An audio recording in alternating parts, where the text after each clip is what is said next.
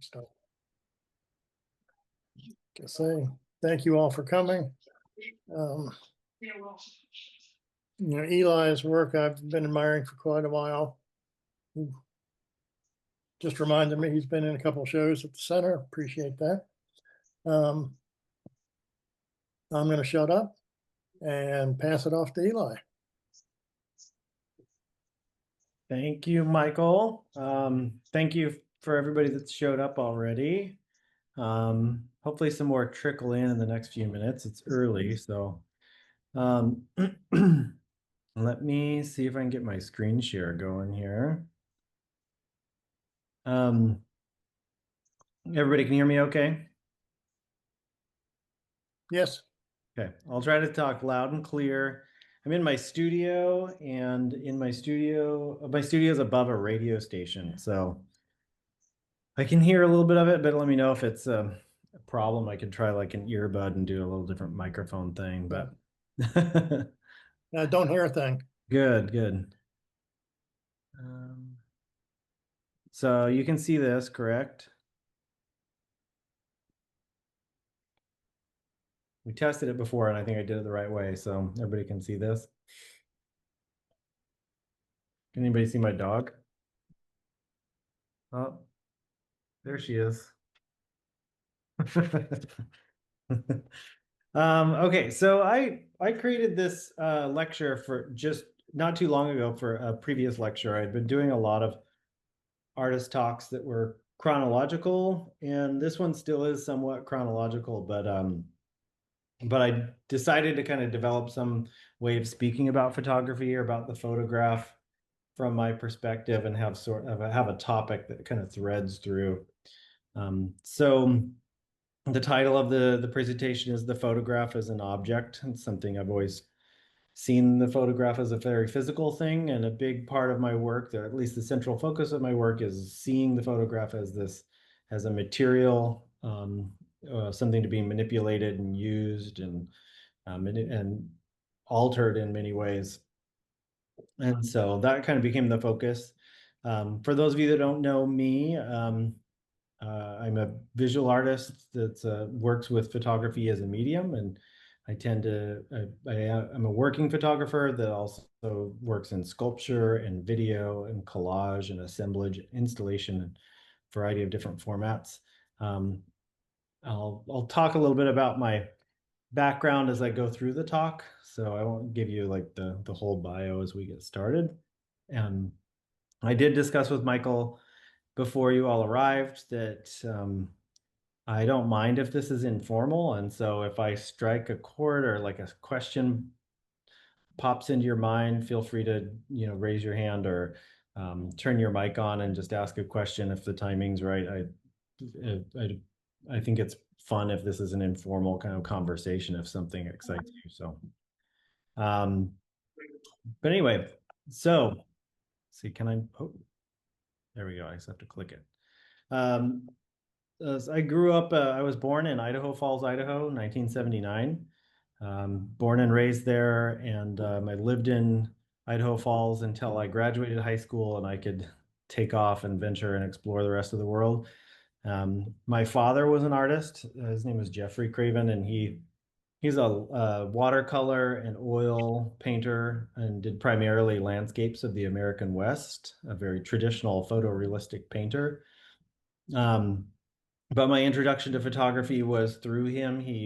We would go on these drives, and this is an image of me and my sisters in the family car in 1980, as we would drive through the Idaho, Montana, Wyoming landscape, searching for things that were inspirational for my father. And he'd photograph them, and then we'd go home and he'd process the photographs, and then his photographs would become these reference points for his paintings. As I continued through, I'd like to share some of my references as I got a little older and got my own camera. Early on, teaching myself photography in my teens, and then into my 20s, I bought my own Canon. I think it was a Canon AE1, and then was teaching myself how to shoot film and process film in Idaho Falls, Idaho, and I was really interested in artists like Stephen Shore. This is from his uh, works where he traveled across the United States and he would document all the places he went. This is from the West Bank Motel in Idaho Falls, Idaho, which was pretty close to where I grew up. And some additional inspiration that really kind of fed into who I am and who I became as an artist was my early years as a skateboarder. I was taking pictures and I would look at skateboarding magazines and music magazines and look at the images I saw in these magazines. And early on, I thought I wanted to be like a skateboarding, sports, action sports, or music photographer. I wanted to go and, take pictures of concerts or, move to California and photograph these things. Um, but little did I know when I had those dreams, that wasn't really what I would be. But as I grew as an artist and I studied photography in college, something that kept coming back to me was the physical collected image, the stacks of magazines I had, and how I used to scrutinize them and scroll through the pages and study the images. That kind of memory and that physical material memory really came through in my photography as well. Um, Another aspect of the work that really comes from my childhood as well was this sort of idea of what is prohibited and what is allowed in like material culture. And so we were kind of raised in a conservative household in a small town. It was Christian and Mormon upbringing in Idaho Falls, Idaho. Um, and so the general community was very conservative at the time. And so we had these movies that were my parents would collect that were on the top shelf, and the top shelf above the entertainment center were movies that we weren't allowed to touch.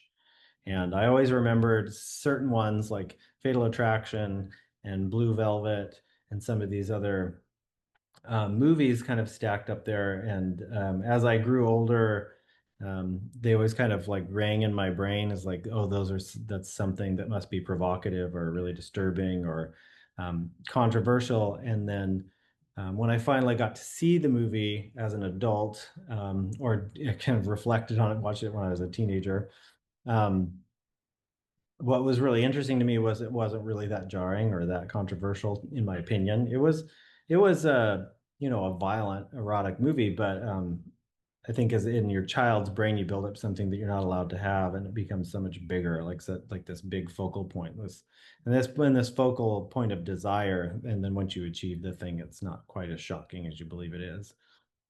And so I all of those influences kind of ringing into my brain. I'm interested in photography. I'm interested in visual culture and the way it's influencing me and affecting me.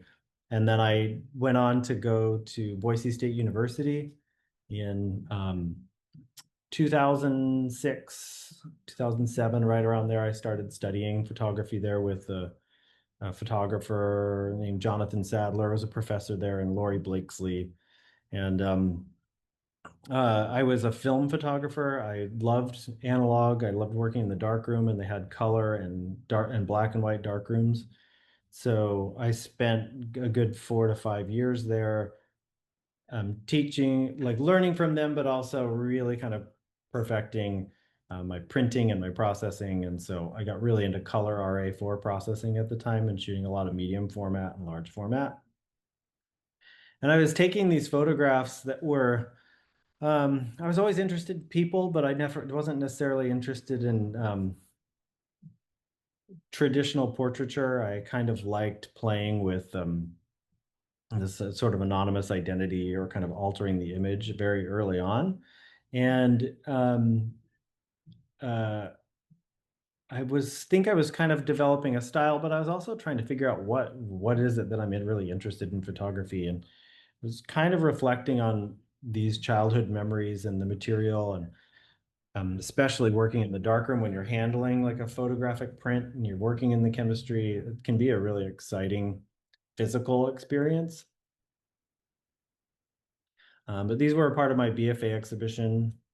Yeah, I just recently decided to go back and include stuff from my undergraduate work in some of these photography lectures, just because I a lot of my later work becomes so sculptural and physical, and I use a lot of found imagery. I like to go back. I like to go back and see what I was doing when I was really just doing straight film portraiture and photography, and draw these connections. This was a little sub series I did where I was always interested in interpretations and the photograph's ability to kind of tell a truth or a lie, you know? Like we trust imagery and we have a history of trusting the photograph as a document.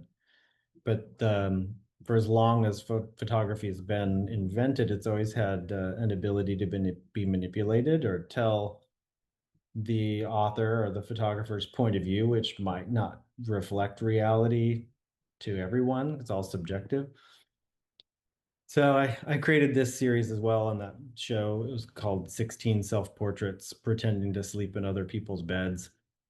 When I'd actually gone out, I think I was studying Sophie Call's work, where she, both the work where she had hired a private investigator to follow her, but then she also had done these projects where she worked as a maid in a hotel, and she'd kind of enter other people's spaces in the hotel and photograph their belongings and photograph their stuff. It felt very invasive, but innocent, but invasive.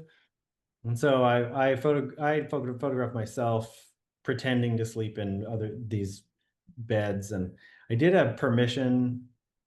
What doesn't seem that provocative, but it does seem kind of strange, or maybe I don't know. Without the title, it just looks like me sleeping in all these different beds. I don't know how fully fleshed out the project was, but I definitely felt like it was the beginning of me trying to do some kind of conceptual project, or kind of play with how photography is interpreted, or what we're allowed to see, or what we're allowed to believe in a photograph. Eli, Yeah. Random Exposures wants to know, were Nan Golden or Aline Smithson influences? Oh yeah, Nan Golden, definitely. I saw the Ballad of Sexual Dependency early on, and like that kind of intimacy in photography was definitely there. I think Smithson too, but probably more definitely Nan Golden.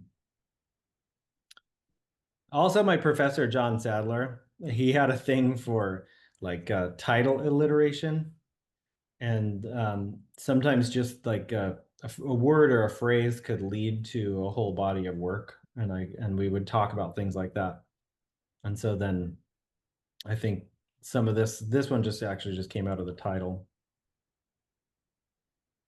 And then when I was an undergrad, this was a big deal for me. Was um, we were studying photography and found in some of our foundations work and some physical classes, we were doing collages, and I was really into John Stezaker and some other appropriation artists. I was interested in what they were doing, but I was always really kind of taken aback by some of Stezaker's simple maneuvers. I felt like it was exciting to me how one simple turn or a manipulation, where this was just a found um, photograph at a flea market that he then just turned upside down, and just turning it upside down changed the entire picture, where the almost made the woman more of the focal point and the man secondary, where in the original, when it's upside down,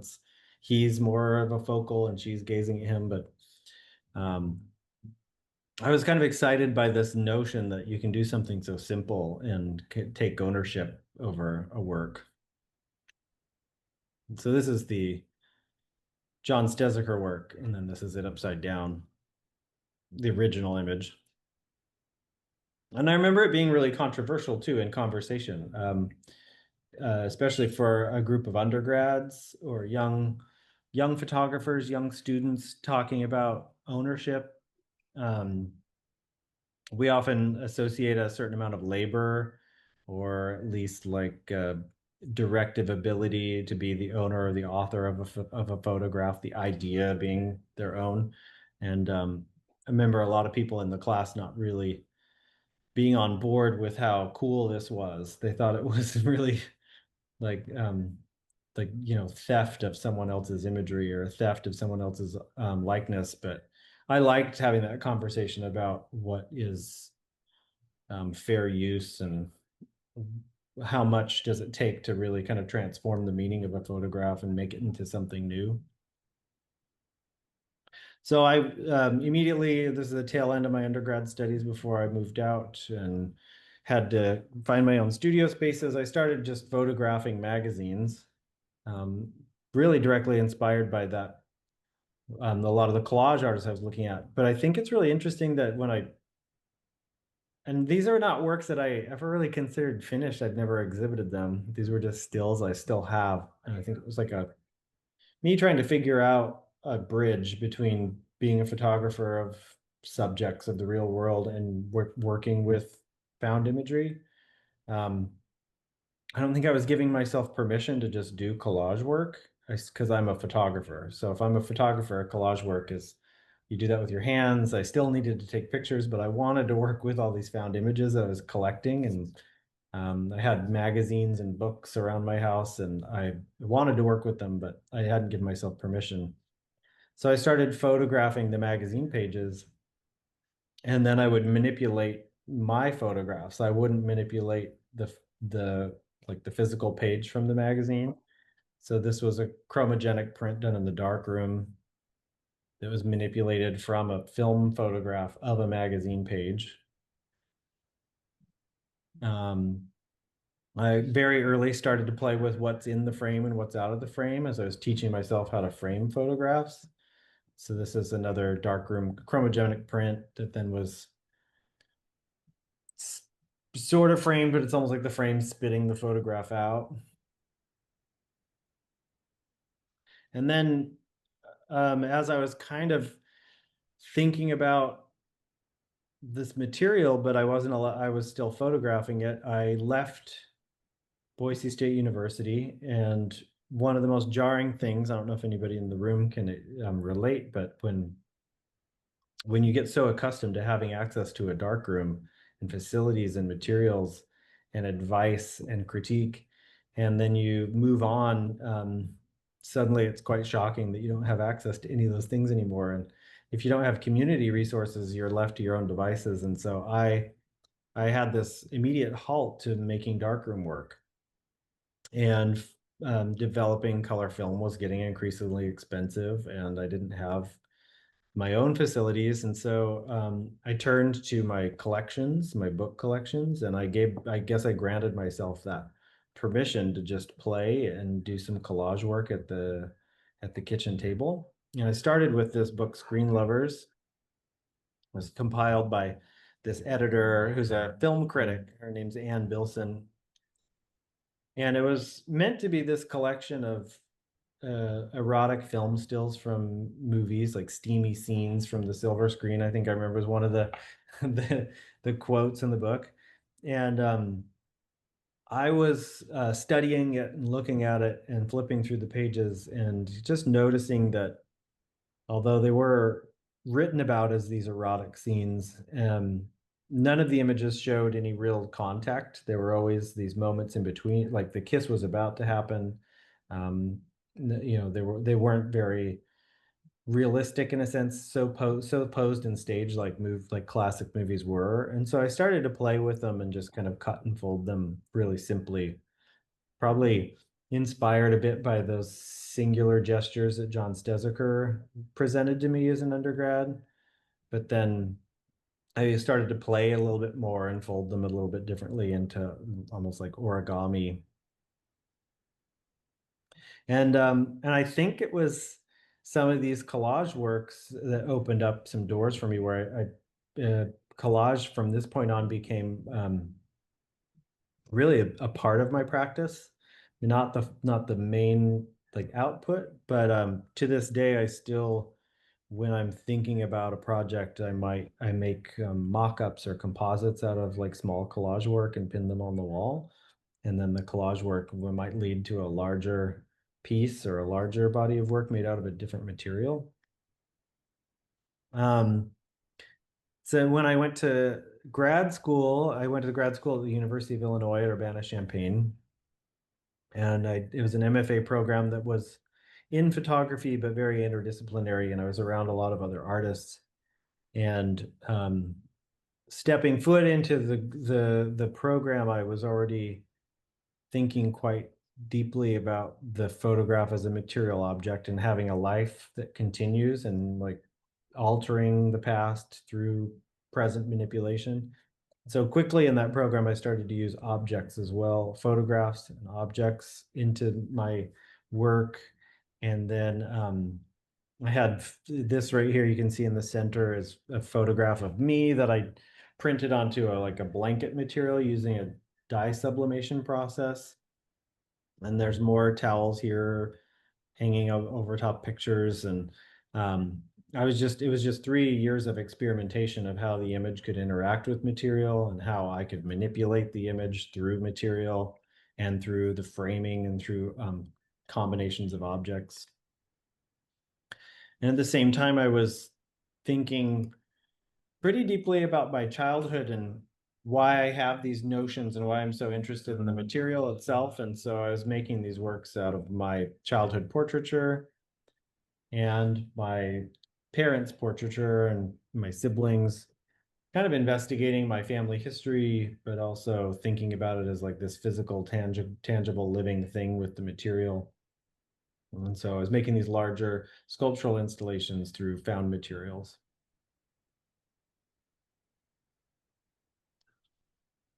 It's integrating some of my book collections and something I should also say, I've mentioned collections. And it's something that came up when I was very, very young, is this interest in collecting and owning magazines and books or finding found images.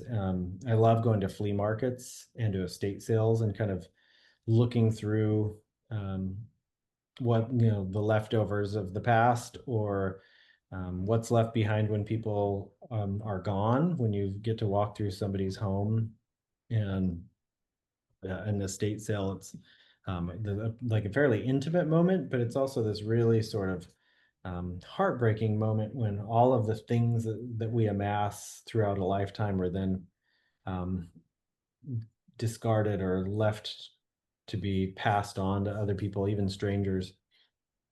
So some of these books and these found images that I find at these places make their way into the work and the materials. Here's a close-up of one of those towels I made with, it's an image of myself on a terry cloth towel. In addition to finding images of strangers, I also had found slides and images of celebrities and other people. And, I always had an interest in pop culture, especially the pop culture that I was allowed to digest as a child or what I desired to digest. Patrick Swayze, for some reason or another, was always this really interesting focal point of mine, or like just a figure that I always found to be really compelling, like inspirational, compelling, someone that I always kind of referred to even through my teenage years and into my work. So when I was really young in school, I was small in stature and kind of a quiet, shy kid. I felt like I was teased a lot. I was teased a lot for my clothes and my demeanor, which like according to like small town Idaho, like ranch and cowboy like culture, there I was effeminate. And so when I was growing up, as a teenager, I always thought of, like, you'd see these role models in movies that were masculine, but macho masculine, like the ideal masculine. And I always thought Patrick Swayze was this sort of combination of like this gentle creature or someone who had this really soft, sensitive side to him. He was a ballet dancer and he was also very graceful. but he also did these movies where he'd beat people up, you know, like as an action star. So he had these dualities to him that I always was interested in as a child and then as a teenager. And then when I stumbled upon a photographer who was getting rid of all of his slides from years of headshots and like um, celebrity photos in Los Angeles, I was able to acquire a box of those off of eBay and at a flea market, and there was a lot of Demi Moore and Patrick Swayze and Bruce Willis in there. So I actually started to incorporate Patrick Swayze into this body of work where and it was like right around the time that he had passed away. And so um it was semi-humorous, but semi like really heartfelt in some sort of ways. But thinking of him as this sort of like representative or stand-in as a reflection through pop culture of like a role model, but like a more of an idealist role model than a judgmental, like typical masculine role model.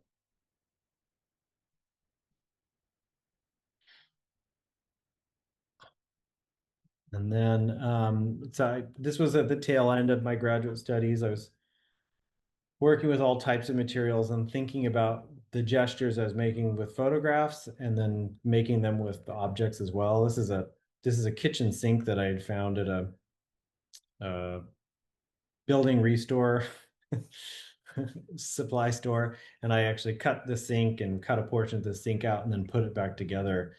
And it was like this experimental gesture relating like the kind of maneuvers I was making with a photograph, like the cutting of a photograph, but cutting a physical thing and then remaking it as a thinking very maybe I was really deep. I mean, when you go to school and you study something for 3 years and just get experimental for 3 years, sometimes you dive maybe too deep, so deep that you can't really explain why you're doing things.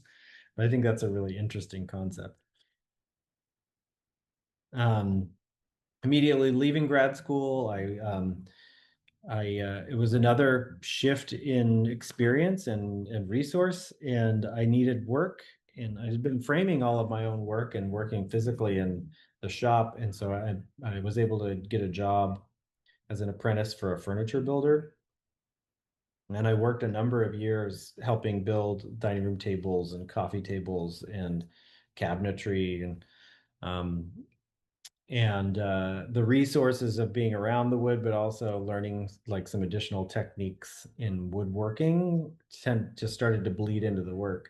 So where before it was a lot of collage technique where the image and the object were just kind of overlapping or holding each other up or whatever, the frame once again became this vehicle, like a finishing method that could have a relationship to the image within through either obstructing it or extending it or just altering the experience.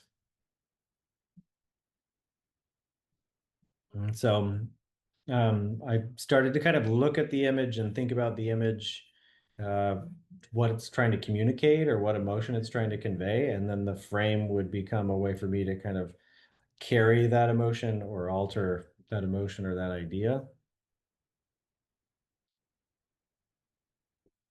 And something I'd played with a little bit during my graduate studies too was like, you know, working with materials like a mirror or something to kind of extend or alter an image.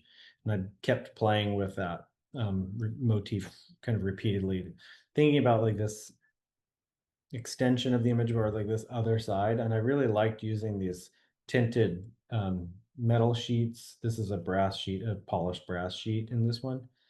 Um, but I also used some like tinted acrylics because I really liked this kind of transition of the grayscale image to this other colored other side, almost like this. There's a veil in between. Um, and as I continued to work with that material and thinking about this, the physical experience in the round, I'm making like more three-dimensional sculpture with images. I this is right around when COVID hit. So it was 2019, 2020 when I started making some work. And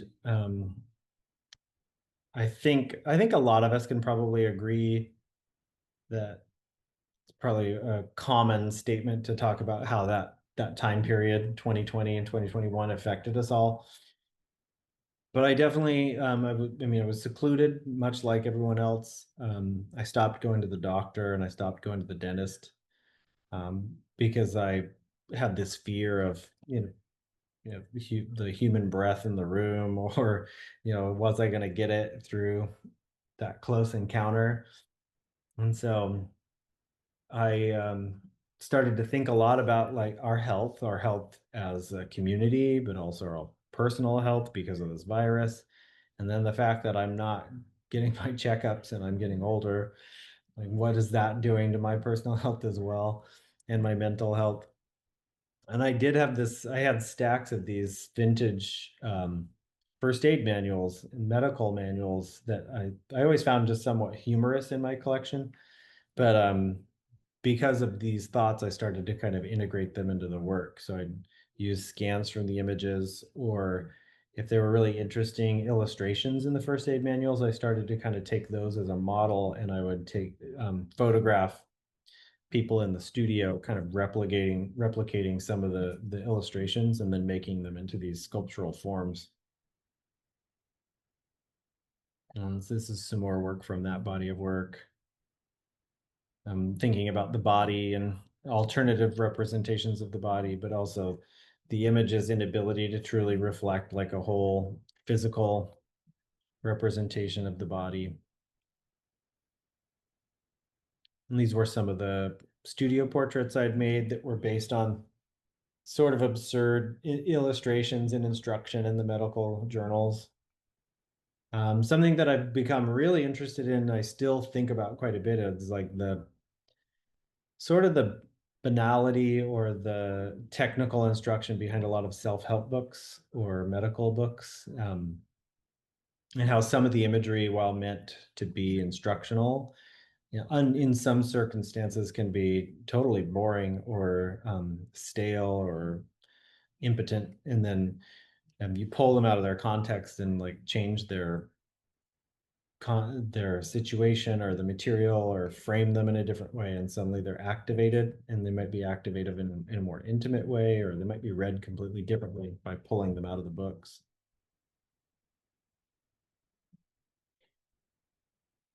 Flip through a couple of these. How am I doing on time? Okay. And so I got really excited about this sort of method of working. It kind of came from when I was making that corner piece, the piece that sat in the corner. And then I just envisioned just taking a chunk and putting it right in the middle of the image, but with the reflection on both sides. I think I developed a method for the way I could build these frames in the wood shop, which moved quite quicker. The first one, which was an image of mouth-to-mouth resuscitation and a medical illustration, it took me a long time. I actually built two separate frames. I had a hard time putting them together, and might have even broke it and had to rebuild it. And then now I've gotten like developed a skill where I've gotten better at building these frames in a way that they're somewhat seamless and like a much more solid construction. So immediately following working on that, the first aid stuff kind of excited me to go back into my collections and look through the books and think about other aspects of these images and how they can be interpreted or altered. I started a series called Soap Opera, which was it was about what it's titled is about. It was about soap operas that I watched with my sister and my mom when I was a kid, and the kind of the melodrama of it. How soap operas kind of reflect our reality, but they also reflect this sort of exaggerated, unrealistic reality. They tackle real emotions and things, but then they can get kind of wildly out of control. Um, and so I started making works about soap opera using stills from the soap opera TV, some from TV shows like Days of Our Lives and General Hospital. Um, but I also felt like maybe even following COVID, and we kind of moved into this political climate that is really tumultuous and divided and seems like overly dramatic at all times. And so I think I might have been inclined to work with this type of imagery just to, almost as like a play on how I was feeling about the world, but also how I was feeling about some of these materials from my childhood too. So this is a exhibition I had at the Aurora Photo Center in Indianapolis, 2024, and had uh, some material, like a combination of two, like the soap opera works, but also those first aid works from that COVID period, kind of combined into one larger installation. Um, Taking some of the collage motifs that I had before, but also some of the like the smaller framed works and expanding them, almost flipping them backwards, where the image gets displayed on the wall in large form, and then I would build these larger panels that got hung over top of the image. Some details of some of those woodworks. This is from a show at Blue Sky Oregon Center for Photographic Arts in Portland, Oregon. Another installation view from there.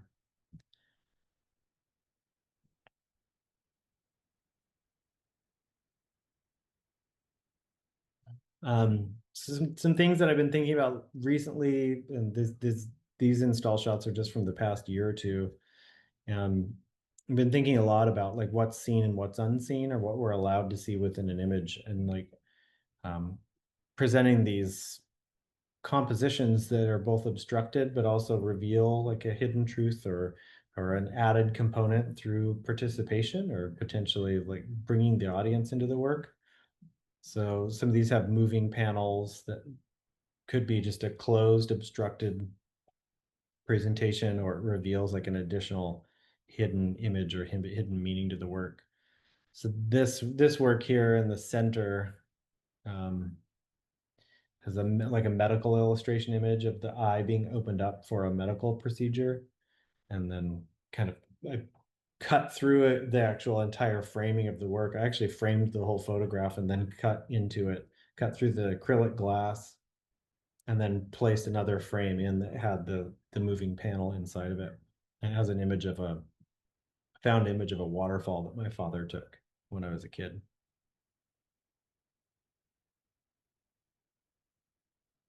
It's kind of a closer image of that.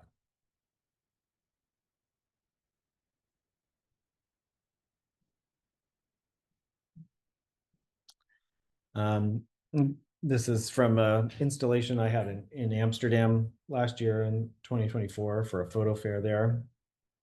Kind of, I feel like I have these like sort of waves of emotional or conceptual exploration where I have an idea about the photograph, like I did during COVID, thinking about what the photographs mean to me and letting the photographs lead me.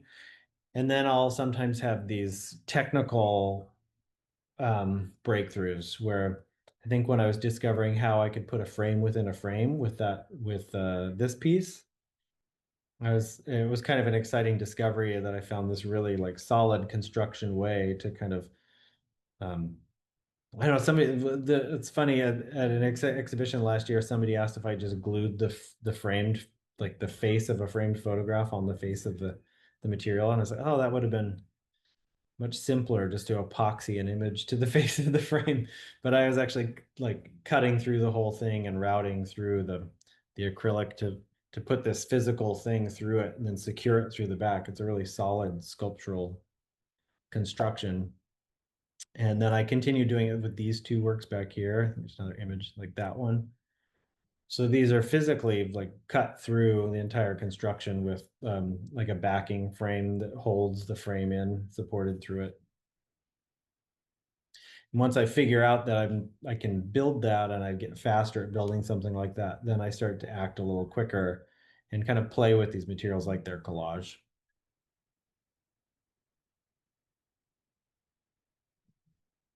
That's another work from that show. The kind of idea was with this one was to build this convex corner where this person is inside the frame, but physically trapped in there, like peeking through this like this box or something. um, and then with other works, the found image itself really just kind of leads me to some kind of construction. And so I'd found these slides through like an online market, and these were slides from like a water safety instruction photo shoot, and they had a variety of different positions of people helping people get to the surface or pulling people to the surface in these really, really dark, deep waters. And so I built this construction to kind of house this image. And it felt like the darkness in the image was going to go forever. And so I built this sculpture with like this black mirrored acrylic material that just reflects blackness, but it also reflects the image in it a bit. So almost felt like the pool, it goes infinitely down inside of this box as you look down inside of it. Um, and so that that is kind of where I'm at with this. I'm starting a new body of work right now, and it's kind of about looking at the photograph or looking at these images and pulling the viewer in to see them differently, but also looking at ways in which they can participate. And so actually, I think I put this slide in to kind of illustrate how sometimes I play with the image through collage still. Like collage is still really central to the work. So the image on the left was a collage I made using an image that I just sat with and looked at for quite some time until I decided I wanted to build this walnut box for that same image. And that was the home that it needed. It was really this circle that I'd cut in the collage and that little focus that led me to this is where it needs to be. So the collage is almost like this step one or a mock-up that leads to some other work sometimes. And then this is a really recent work I made where I'm trying to actually perfect that sliding panel so that that earlier pink work that had the sliding panel and then the larger work that had a large sliding walnut panel, they weren't as functional as I would like them to be. Like it's almost like you get them into a position and they kind of stay in the position is probably better for the exhibition. So I'm actually working with this work to develop more of like a nice glide sliding from position one to position two, so that in the next body of work, I would like to invite the viewer to come in and be able to kind of move it strategically or just participate without ruining the work or breaking the sliding panel. So right now I'm trying to work my way through that to make the solid structure where the panel moves really well. I'm thinking about using maybe drawer sliding mechanisms or something in some of the work so that they function really well but look right and look nice. And that's basically where I'm at right now.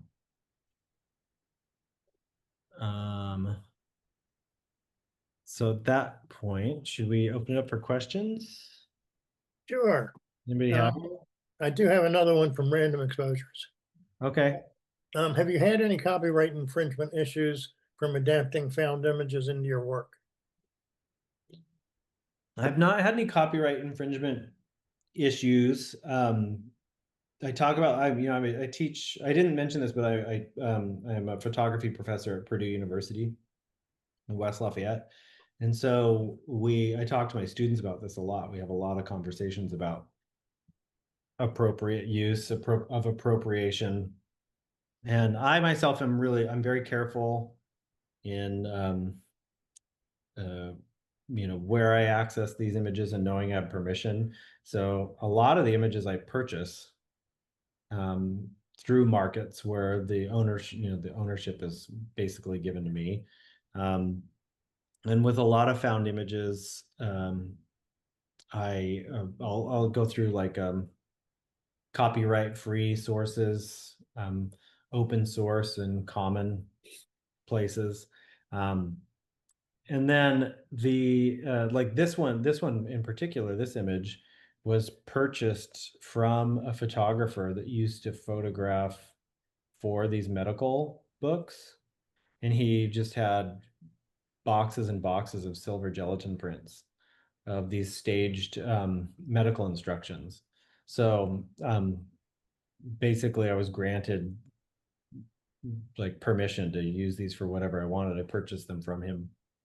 I have had some interesting conversations though. The Screen Lovers book that I made those early collages with, I didn't really take those collages very far in my own, like I didn't try to exhibit them or sell them. They were just kind of a fun project. I did put them online and like on a Flickr and then on Instagram and things like that. And they got popular. People shared them around on some blogs and stuff like that. And the editor of the book, Ann Bilson, saw them and she contacted me, and she wasn't happy that I made collages out of her book when she found out they came from her book. But we had some really excellent conversations online, and you know that she definitely opened her mind in conversation through what I actually had done, and saw that I had no malice and I wasn't doing anything for any profit or anything like that with them. I was just playing, and now we're totally cool. But that's probably the closest thing to like an infringement, is that somebody just didn't appreciate that I collaged out of their book without permission. But Yeah, I'm surprised by that. I've been called out at least twice and probably more than that, but at least two that stick in my mind. Photograph of a model wearing Superman boxer, no, brief underwear. yeah, And the other one, which I thought was totally ridiculous, a photograph of a pigeon, the title of which was Hugo the Boss Pigeon. yeah.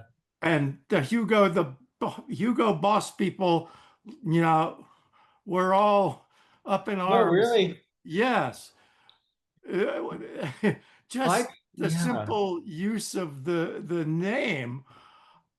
So yeah, I had to pull both of those down, the yeah. Superman underwear and the Hugo the Boss Pigeon. Yeah, we we do have a lot of comments. I have students that want to make like printmaking work or collage work utilizing existing imagery, say from like the McDonald's Corporation or Mickey Mouse, because they want to make commentary on how they feel about Mickey Mouse, or they want to use Mickey Mouse to make a statement. And we use some reference to artists like Andy Warhol or Richard Prince that, you know, without any hesitance, kind of borrow from these icons or this imagery, and they like throw it out there, and it will attract attention. You know, the my experience with the law is that as long as the image is transformed a certain percentage, that the context is renewed into a new artistic vision, you can make a commentary on those original things. In my own work, I think I'm really careful to use imagery or employ imagery that I think doesn't like draw reference to its source so much, or doesn't have like that text. Or I think you using something with Superman on it, yeah, I think that could see how it could draw attention. And who wants to fight that in court, right? I don't know. Good question though. You do have a somewhat long comment in the chat if you want to take a look at that. Sure, sure. Let's see.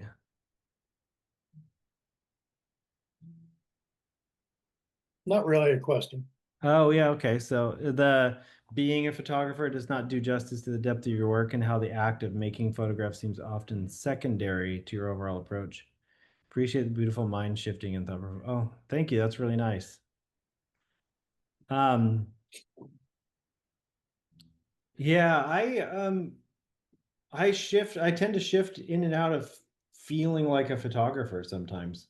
I think the artist Robert Heineken, who was really prominent in the 70s and 80s and did a lot of found imagery work. I remember there was a lecture where he talked about being a para photographer, like kind of like a parallel to a paramedic. He felt like he left the real photography work to the professional photographers, and then he came in as the para photographer when like the images needed to be transformed or something like that. I thought that was really funny. But I do create a lot of my own photographs, and when necessary. And this new body of work is actually going to require a lot of my own photography. So I'm getting ready to step back into the studio and see if I can find some subjects to model for me and create some poses that I have in mind for the new work. So I love photography. I love looking at photography. I love the gear. I've always been attracted to cameras and how they look and how they function. So the photography and the photographer in me will never die. Okay, another one snuck into the chat. I didn't see. Not sure who K is. Interested in how you choose your found images. So many have a focus on certain gestures, identity, etc. What draws you to particular images? I think I do find that I'm drawn to those gestures, and some of those look like, if you go, I think if I can go back up here. Yeah, like with this one, when I first flipped through this one, I was just really attracted to the way that man's fingers looked on like the neck of the dummy. That's not this, it's not a real person. And so it might just be this really subtle gesture that kind of pulls me in. Sometimes it's color or a tone, or the way something looks. And so I spend a lot of time looking at photographs. And so if I have flat files and drawers and boxes full of negatives and prints, magazines, and I'll just flip through them when I'm looking for this inspiration or wanting to make collage. And it's like I'm studying it to kind of think about what it means and what era it came from and what was the focal point. And sometimes it just kind of speaks to me immediately. I get really excited about the way an image looks. I know I want to do something with it. But sometimes there's just something off about a photograph, the way a person looks in the image. And I don't know what it is, but I kind of get a gut feeling, and I pin it up in the studio and I just sit with it. Sometimes it's on the wall for a month or two before I decide what I want to do with it or how I want to frame it.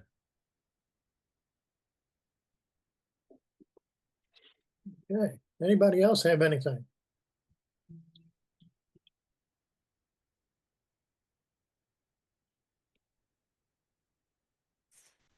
If not, we'll go ahead and wrap it up tonight.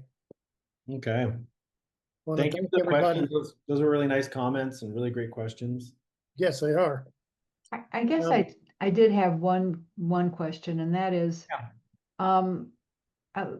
you know, what you've got on your screen right now, you've got the fingers around the dummy. Yeah.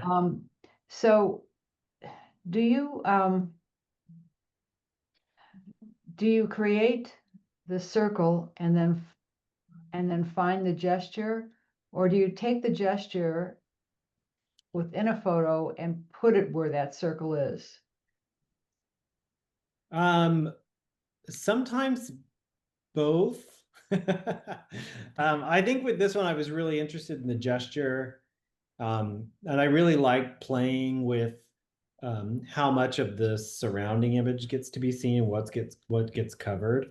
So I started playing with that, and I knew I wanted to make a circle. I made a circle into this material and like just kind of overlapped it and played with it that way.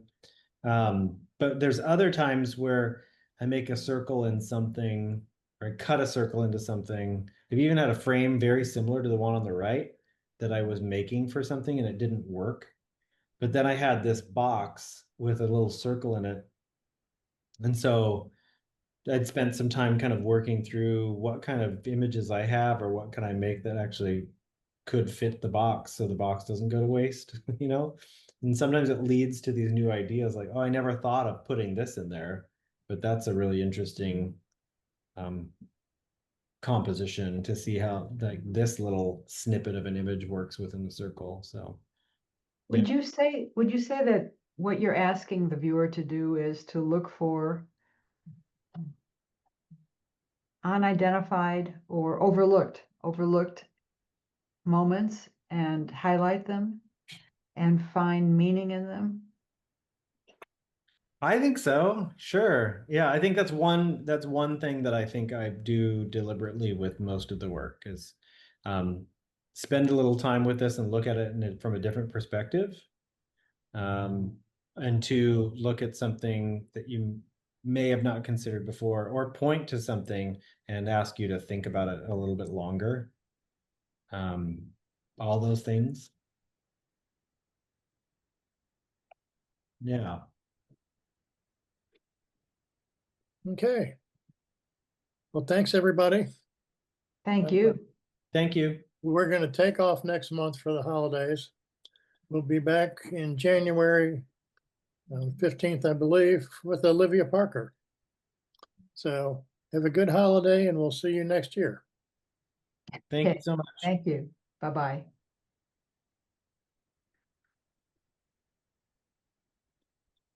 Okay.